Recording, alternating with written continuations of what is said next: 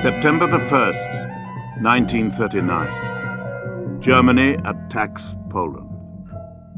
Adolf Hitler ignores Britain and France, which had promised to fight for Poland.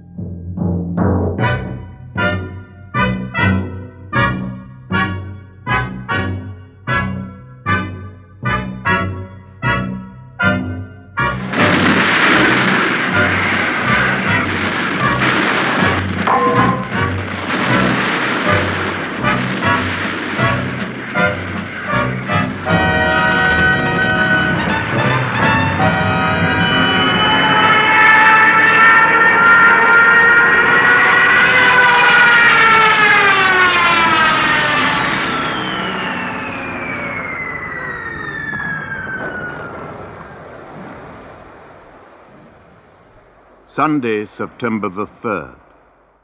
The British Prime Minister Neville Chamberlain broadcasts.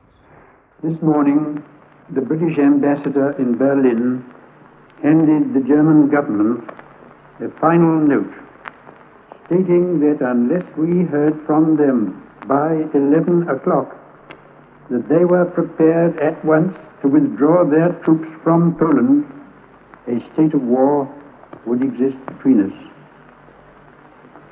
I have to tell you now that no such undertaking has been received, and that consequently this country is at war with Germany.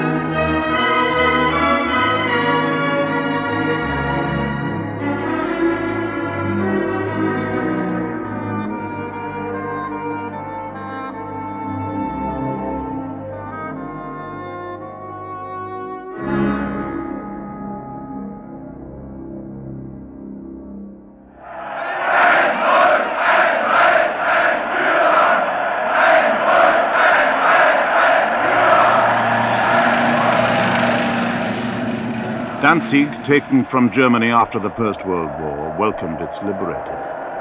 To many good Germans, the city's capture symbolized the end of the humiliating Treaty of Versailles.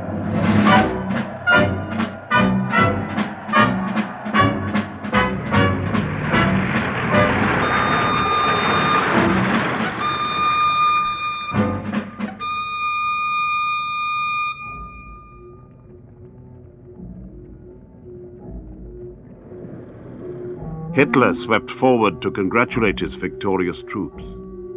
He said they'd rescued his people from Polish barbarism.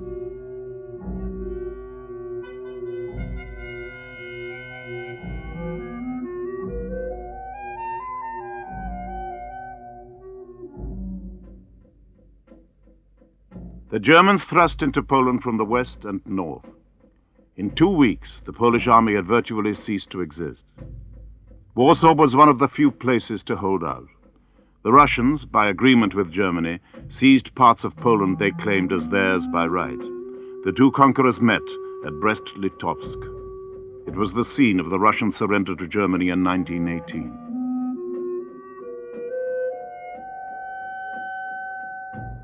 The official German greeting in Russian said German soldiers had always respected Russian soldiers. The clash of Nazi and communist was, for the moment, conveniently forgotten. The final bombardment of Warsaw began on September the 23rd.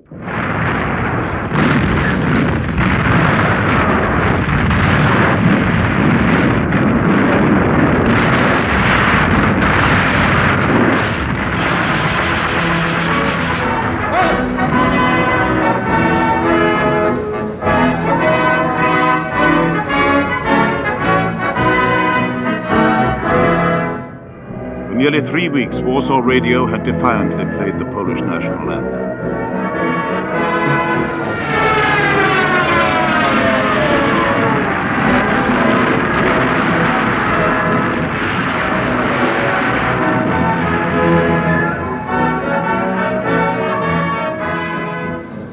September the 27th, the anthem stopped.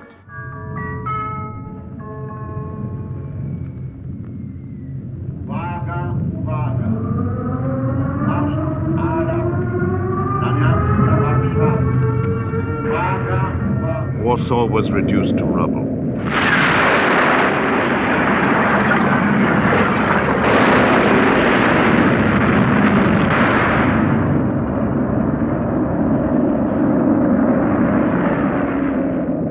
The capital's commander surrendered.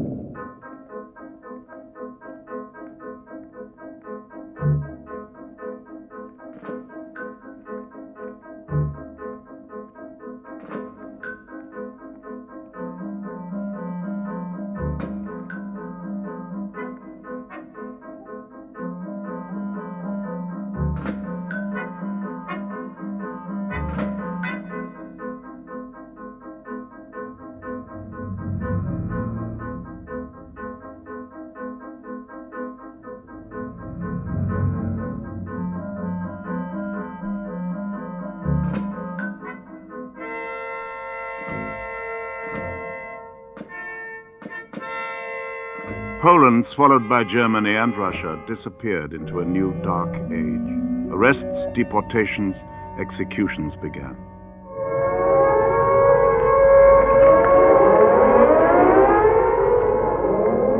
Britain's war started with a false alarm. September the 3rd. I remember when the outbreak of war came, we were in the cabinet room at the moment that the ultimatum expired. Lord Butler was then a junior minister. And we were just beginning to congratulate the Prime Minister on his broadcast when we heard a terrible wailing, which of course was the first air raid siren. Chamberlain took it very seriously, and his wife then appeared with an enormous basket full of things for the night and thermos flasks and things to read and so on. And so we all went and sheltered. I went and sheltered after some delay in the Foreign Office. The whole of the Horse Guards parade was completely empty of people, and there was nobody in sight anywhere. When I got there was no furniture, so I had to sit on the floor. And an air raid warden said that there would be no gas. But of course, there wasn't really any war for some time, apart from being no gas.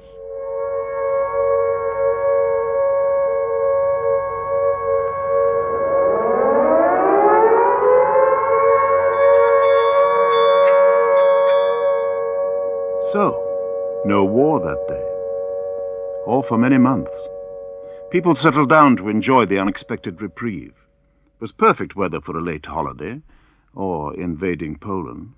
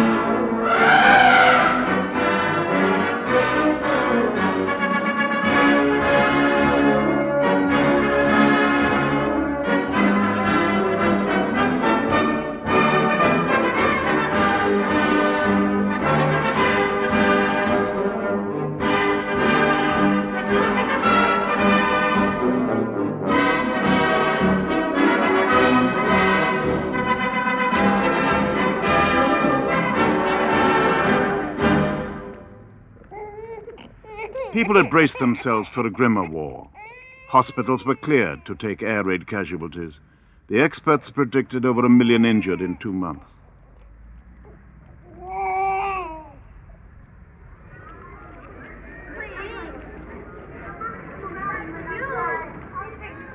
Children and their mothers evacuated from the cities, 1.5 million of them. For some, a nightmare. For others, an adventure.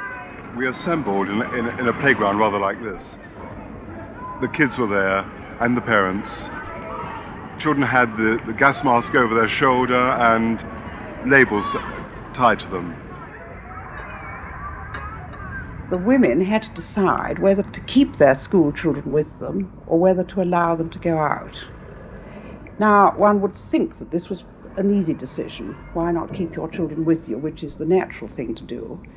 But against this was the terrible thought that there was going to be gas, that there was going to be terrible bombing and death, and the children would be maimed. Everyone was crying, the parents and children. And as we moved off, especially, people burst into tears. My mother, I think, was more unhappy about the wrench of us going rather than the war itself. My sister was crying. I personally wasn't.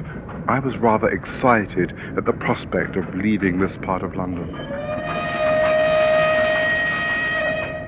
We thought we'd travel to the other side of the world, but in fact we came to Denham, here, only 20 miles from London.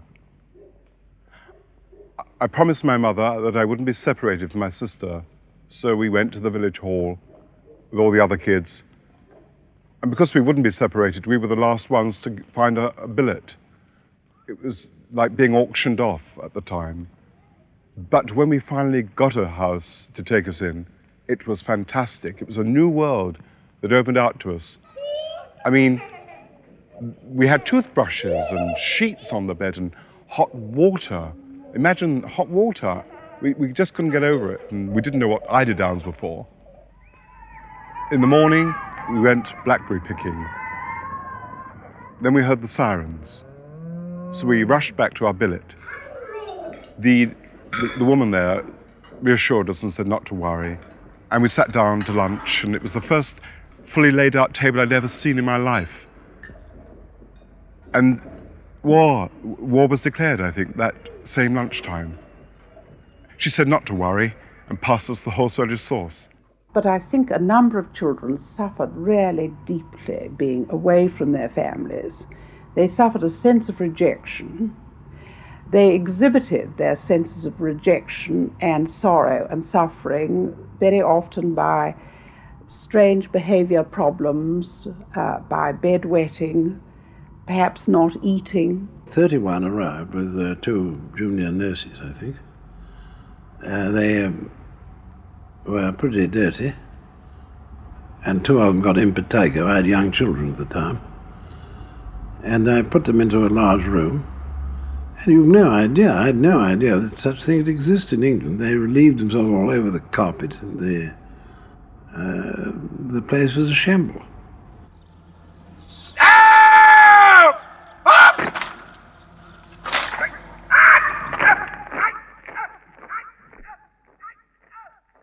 There was no heroic rush to volunteer for the forces.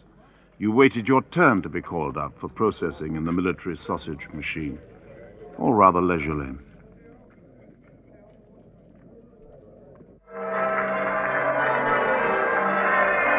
A rush to get married. In August and September, the highest number of weddings ever recorded. White's the only way.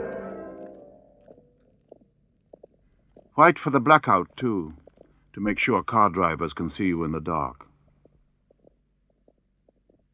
At first, the blackout was a bit of a joke.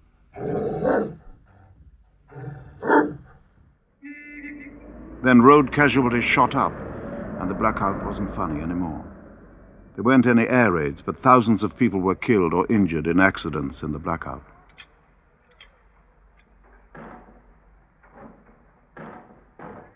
Depressing, too. Without it, you could almost forget there was a war on. Every night, every home had to be blacked out. The air raid warden, looking for chinks of light, became more hated than Hitler. The government closed cinemas and other entertainments at the beginning of the war, but a fortnight later they were allowed to open again.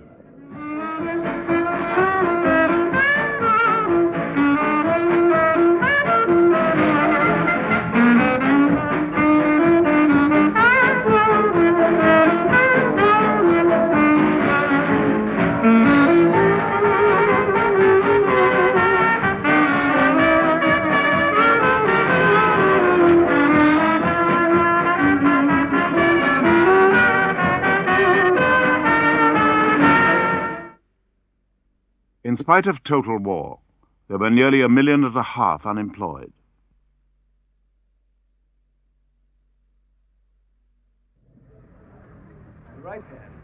Sir John Simon, the Chancellor of the Exchequer, introduced an emergency budget. In 3 hours' time, all budget secrets will be revealed. I am confident that whatever may be the burdens which have to be carried by the British taxpayer, my fellow countrymen will bear them with the same resolution and courage as our fighting men will show when they discharge their grimmer task on the field of battle.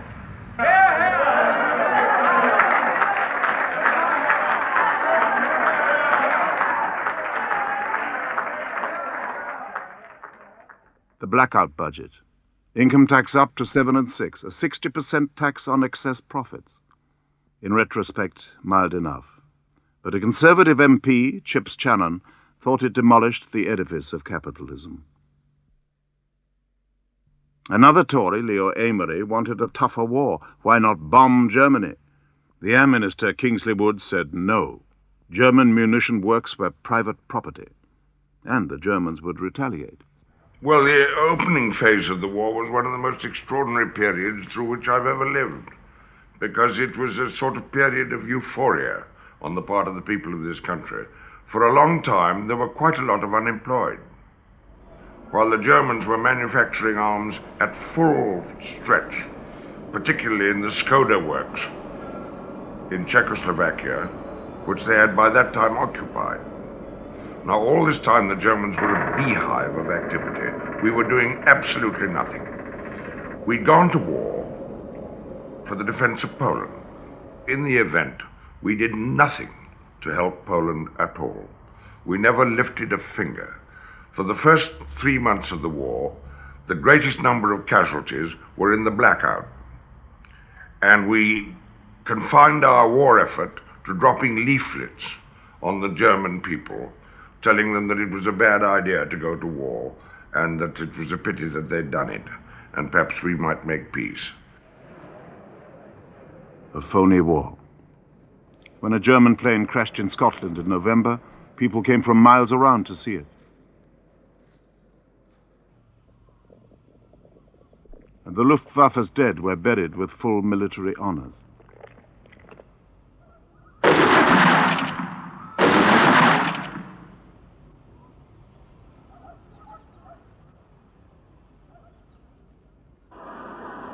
Three British divisions went off to France at the beginning of the war.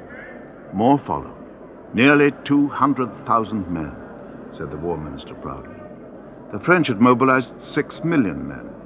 They grumbled that the British weren't taking the war seriously. Wish me luck as you wave me goodbye. Cheerio, here I go on my way.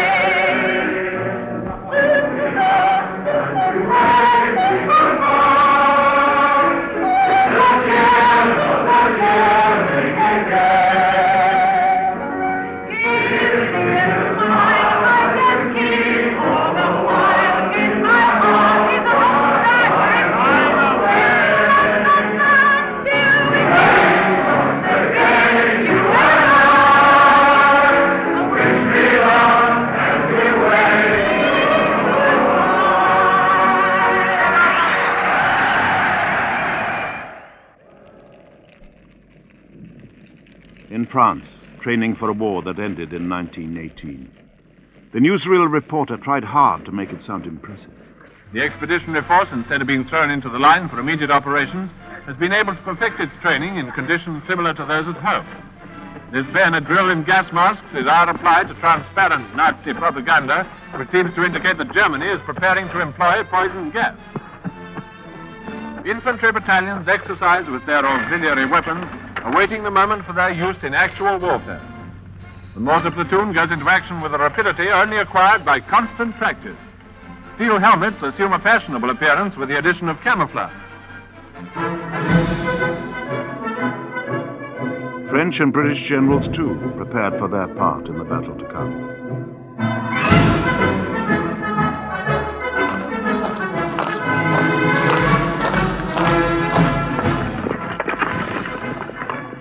The British dug in on the Belgian frontier. In December, it was decided that when fighting began, they'd leave their defenses and advance into Belgium. Anything helped to keep their minds off the war.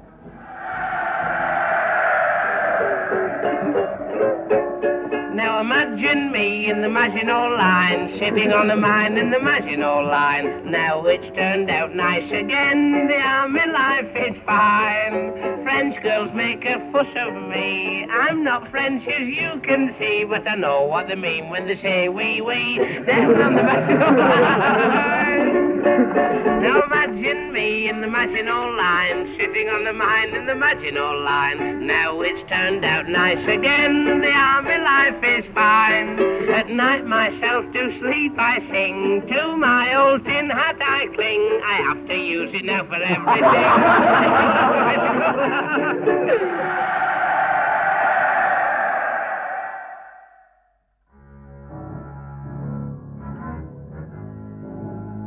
Winston's back, the Navy was told on September the 3rd. Chamberlain was reluctant to recall his most bitter political opponent with a reputation for military adventures. But Churchill was popular with the public. He had warned them war was coming. Now, with surprising energy for a 64-year-old, he proved a willing leader.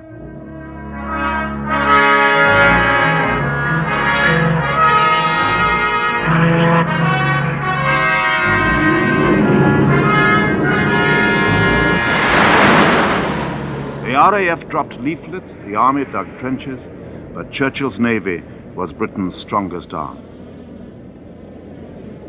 And the First Lord of the Admiralty was often in the news. We are in a very different position from that we were in 10 weeks ago. We are far stronger than we were 10 weeks ago. We are far better prepared to endure the worst malice of Hitler and his Huns than we were at the beginning of September.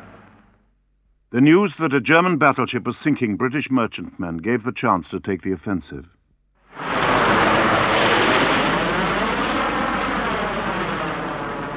Churchill concentrated much of the Navy's strength on finding her.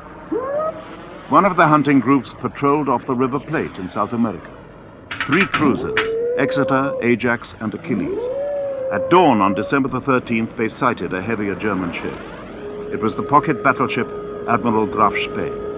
Although outgunned, the cruisers engaged her. The Battle of the River Plate began.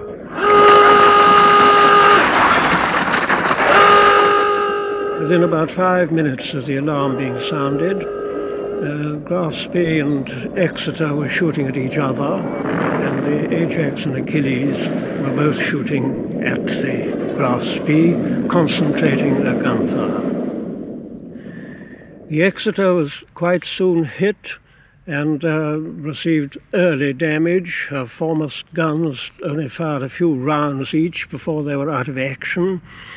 She continued as long as she possibly could with her after turret, but the ship herself was badly damaged. Her speed was reduced. The 6-inch gun cruisers, before long, turned directly towards the Graf Spee so as to close the range still faster, and the captain of the Graf Spee did not follow up the Exeter entirely, but indeed before very long started heading towards Montevideo. But we could not see any spectacular damage inflicted on him, and indeed his speed seemed to be unimpaired, and his heavy guns were still firing regularly and with pretty good accuracy. In Montevideo, the Graf Spee took on fuel and put ashore the crews of the merchant ship she'd sunk.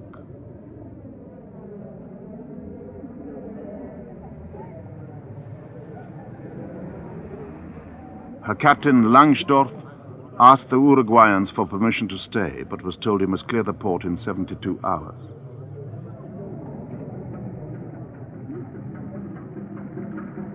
So he buried his dead. And believing that much heavier British ships were waiting for him outside, he prepared to carry out his final orders from Berlin.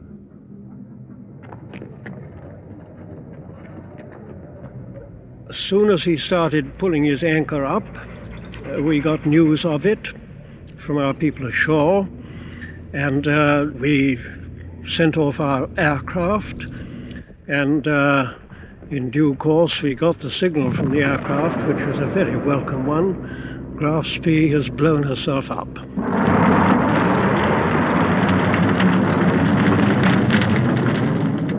2 days later, Langsdorff shot himself.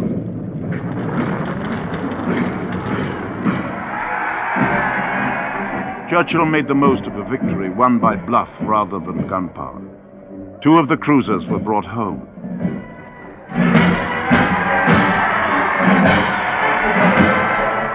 Their crews marched through the city of London to Guildhall, and the First Lord of the Admiralty basked in their glory.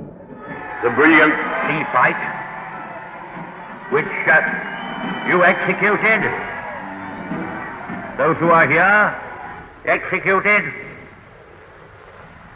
takes its place in our naval annals, and I may add that in a dark, cold winter, it warmed the cockles of the British heart.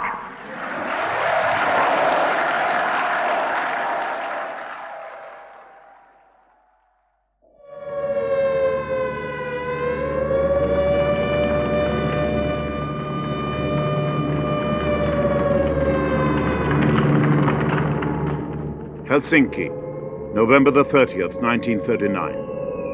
Finland has refused to hand over bases and territory demanded by her neighbor Russia. The Russians attack.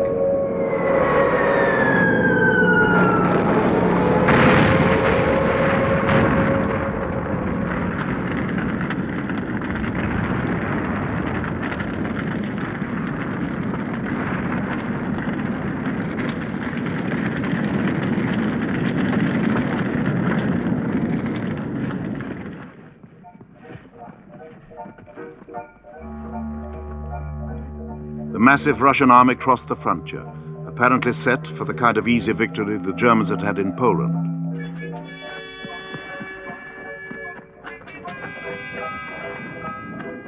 But the Finns, few in number, fought back.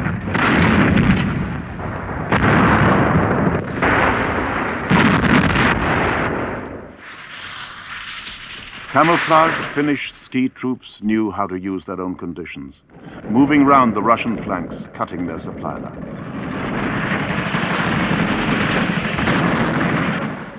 The Russian advance ground to a halt, confirming the German belief that the Russian army, purged by Stalin of many of its regular officers, couldn't fight.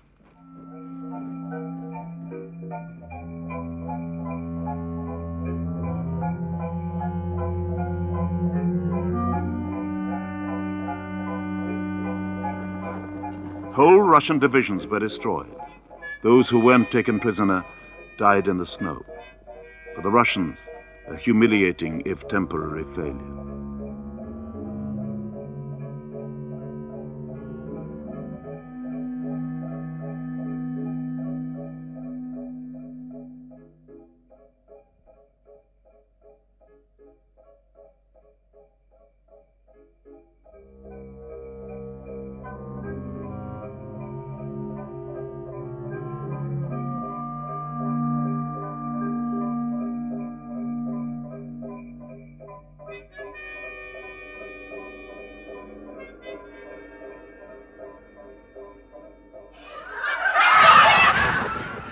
In Britain it was snowing too.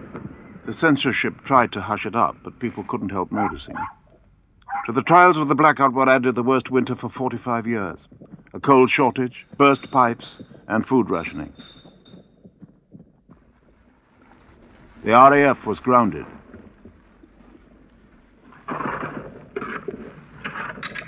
Troops were called in to keep the trains running.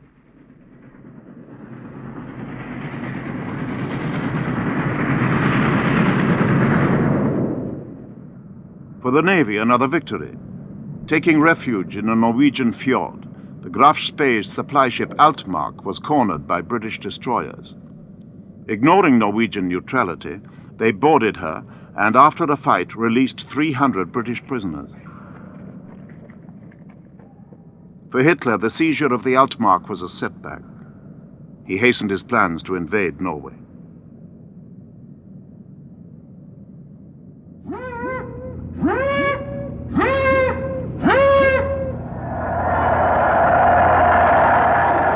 For Churchill, another popular triumph. He too had his eyes on Norway.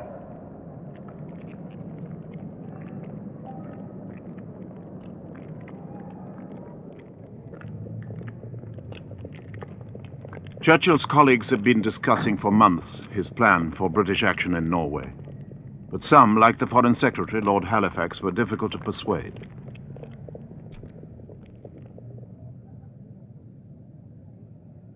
Churchill now added a plan to help Finland as part of the Norwegian operation.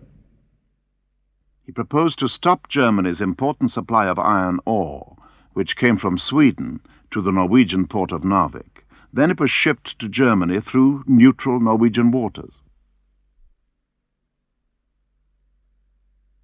Churchill wanted to mine the waters, and he added enticingly that if Narvik were captured, it could be used as a base for helping Finland against communist Russia. Churchill knew that his plan might mean retaliation by Hitler in Norway, and helping Finland could mean war with Russia. Chamberlain was concerned about innocent Norwegian lives and the effect on American opinion. Eventually, he was persuaded. I think that deep down, he still hoped that perhaps the major clash of armies could be avoided. He thought that Germany was on the verge of starvation, or if not on the verge of starvation, it anyhow would be brought to the verge of starvation by economic warfare. And he thought also that deep down the German people didn't support Hitler, that this was a clique, and that if we did our propaganda properly, there would perhaps be a revolt of the generals or somebody else against Hitler, and that therefore dropping propaganda leaflets by Bomber Command of the RAF rather than bombs was a good way of conducting the war. Anything to stop the real major outbreak. And that is why I think to some extent the campaigns in Norway were something acceptable to Chamberlain, because it kept the war distant. It kept the idea of a real big clash, a repetition of Passchendaele or the Somme, far away. It meant that war would be localized and perhaps some miracle would happen. Perhaps Hitler would die or be assassinated, and the whole thing would end with the minimum of bloodshed. Finland today, amidst her snows and her frozen lakes, is fighting against the forces of unscrupulous violence, just as we are ourselves. As her need calls for our sympathy and our aid,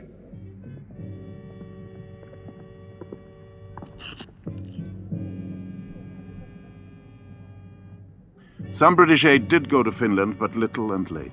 The Russians at last brought all their weight to bear and overwhelmed the Finnish defenses.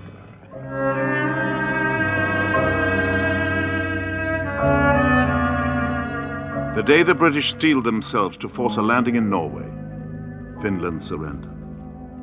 So Britain was saved from war against Russia and Germany at the same time. The armistice terms gave Russia most of what she wanted.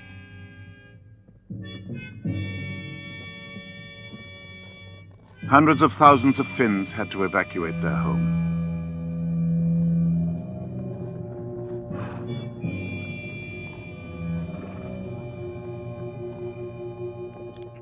The French Prime Minister Daladier had staked everything on helping Finland. He was replaced by Paul Reynaud. Raynor went on pressing for Churchill's operation to cut off the German iron ore. An Allied meeting in London decided to mine Norwegian waters. Churchill had got his way.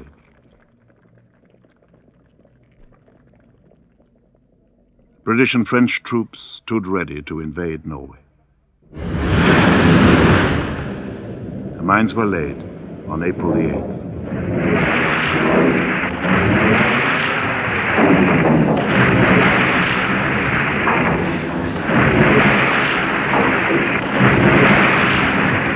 A few days earlier, no thought of Norway in his mind, Chamberlain had proclaimed that Hitler had missed the bus. And General Ironside dared the Germans to do their worst.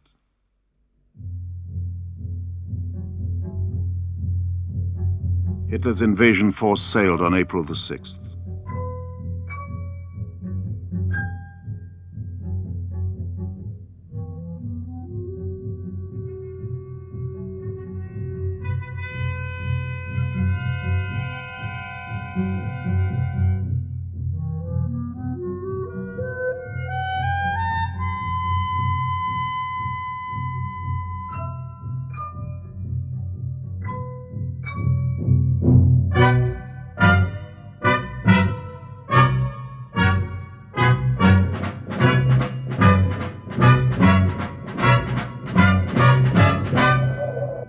The Luftwaffe took over most of the Norwegian airfields.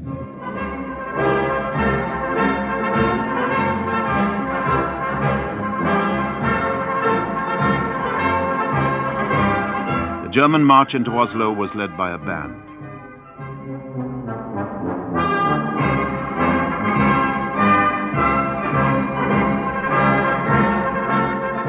Norway had no standing army, only half-trained militia. The Norwegians were anti-militarist by tradition, and they had seen German newsreels of the Blitzkrieg on Poland. No one wanted Oslo to go the way of Warsaw. There was little resistance.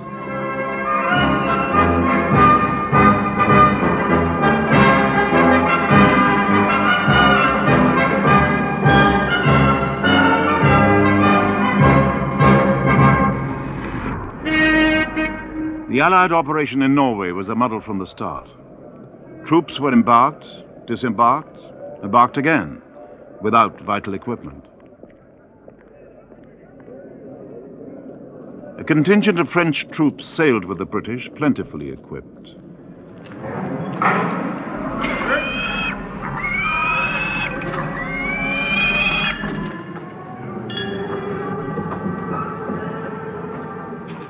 Unlike the British, they were trained for winter conditions, but they hadn't got straps for their skis.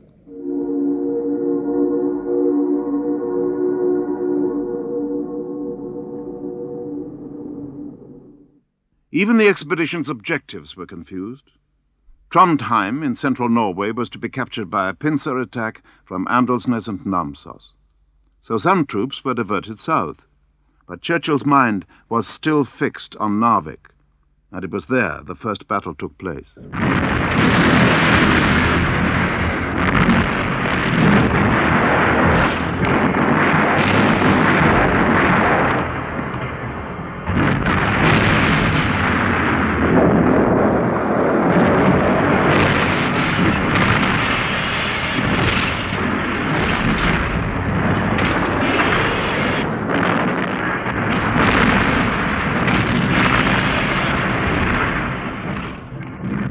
The Navy bombarded Narvik, and German destroyers already there took a battering.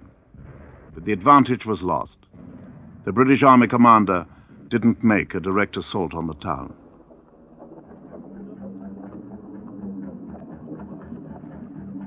British territorials did land at Namsos and Andelsnes.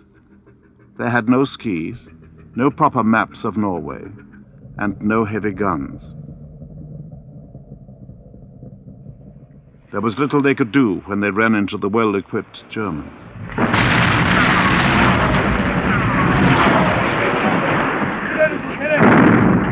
Captain Martin Lindsay was with the British force at Namsos. There really was no hope at all for this operation because it was entirely improvised at short notice. in a great hurry, and the force had no aircraft supporting it and no artillery. But even more important, all the ground was covered with snow, and the only way to operate was with ski troops, and we hadn't got ski troops. And therefore the troops were confined to the road, and whenever the Germans got onto the hills on the flank, they had no alternative but to retire.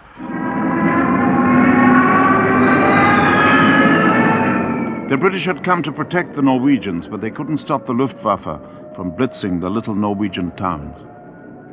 German control of the Norwegian airfields was the key to the battle.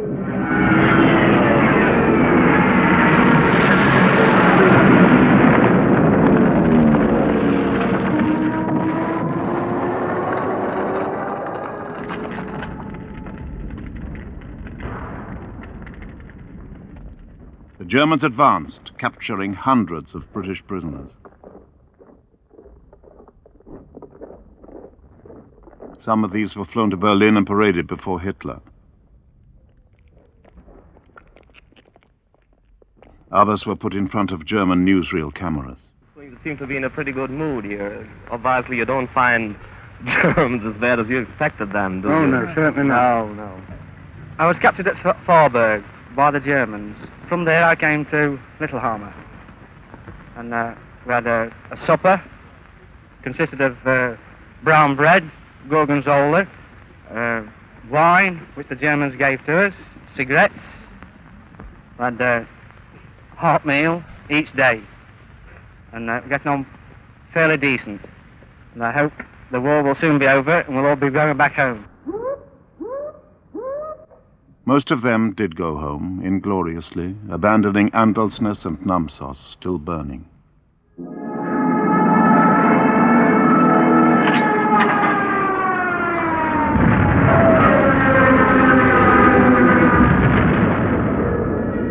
Chased by the Luftwaffe, the Norwegian campaign rammed home the lesson that sea power without air power could no longer win battles.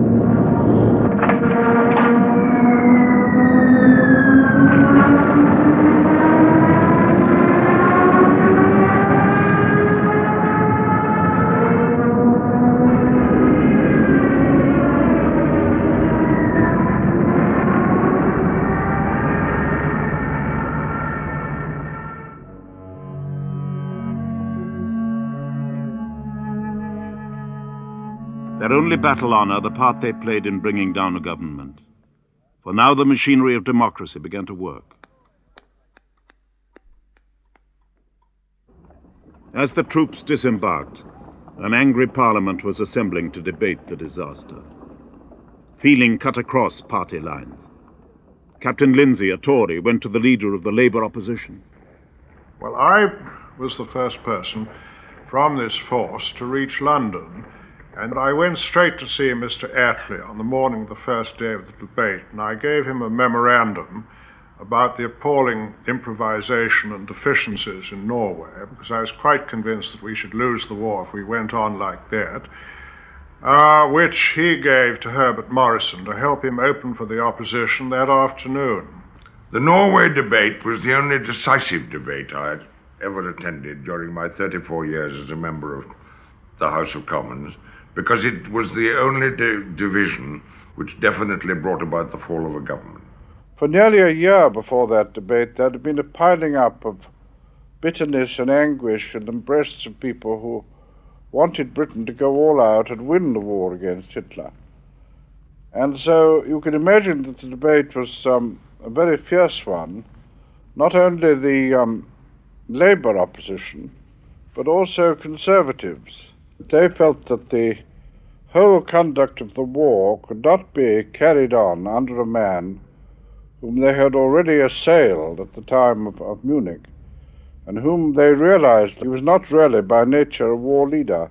Gradually the temperature began to rise, and when Herbert Morrison for the Labour Party announced that they were going to divide at the end of the debate against the government, there was an action group of which Clement Davis was chairman, the Liberal leader, and I was secretary. It was an all-party committee committed to pressing for more decisive action during the war and a more vigorous posture and a more vigorous prosecution of the war. And we decided to hold a meeting after Morrison's announcement, and we asked Leo Amery to preside over it. And it was an enormously attended meeting. There were a great many Conservative members of Parliament there, and I felt something was happening. And there was a great many members of Parliament who had never been hitherto members of our action group who fetched up at the meeting, and the feeling at the meeting was passionate. And I felt at that time that a great many Conservative members were not only prepared to abstain in the division, but even to vote against the government. And I came down from that meeting with feelings of great tension. Meanwhile, Churchill had been putting up a great defense of the government. And it was ironical again there, because the debate was about Norway. And Norway had been a series of disasters for which, although he might not be blamed, because they may have been unavoidable, and I think were unavoidable, he was directly responsible as First Lord of the Admiralty. And Amery made a most formidable speech in which he quoted Cromwell's words, "You have been here long enough for any good you have done. In the name of God, go." And then Lloyd George came down and made the most devastating speech I've ever heard even him make, in which he concluded by saying to Chamberlain, "You have asked the nation for sacrifices, but there is one sacrifice that is more necessary than any other, and that is the sacrifice of your own office." And when the result of the division was announced, and the Conservative majority fell to about 80, and that meant the fall of the government in the circumstances, I could see Chamberlain, I can see him now, blanch. He had asked for friendship from those who were his friends, and he hadn't got it. And he walked out of the chamber a solitary figure, and I felt very sorry for him at that moment, because I knew that he was done. And I remember Chamberlain going to his room afterwards and saying he wondered whether this could go on. But it wasn't until the next day that he really realized that his pay number was up. On that particular day, the whips, I think, tried to explain to him that it might have been worse and that sort of thing. But those of us who were with him could see the writing on the wall by that time. During those 2 days, the 9th and 10th of May, there was great doubt as to who would succeed Chamberlain. And the Labour Party made it clear that if there was to be a coalition government, which by now everybody thought necessary, they would not serve under Chamberlain. The choice, therefore, was between Churchill and Halifax. Lord Halifax was the obvious successor, Chamberlain's trusted colleague. But no peer had been Prime Minister for nearly 40 years. As for his rival, Churchill was viewed with grave misgiving by the establishment, as it would now be called. Everybody at 10 Downing Street and Whitehall generally, the cabinet offices, and in very large sectors of the Conservative Party were frightened of Churchill. They thought he was an adventurer. They remembered Gallipoli. They thought that they did not want to see the fortunes of this country at a most critical moment in its whole history handed over to somebody who might do the most extraordinary things and undertake the most astonishing adventures. And they all, after all, realized that Norway, this fiasco from which we were just hoping to recover, or had just been saved in the nick of time, was largely the inspiration of Churchill.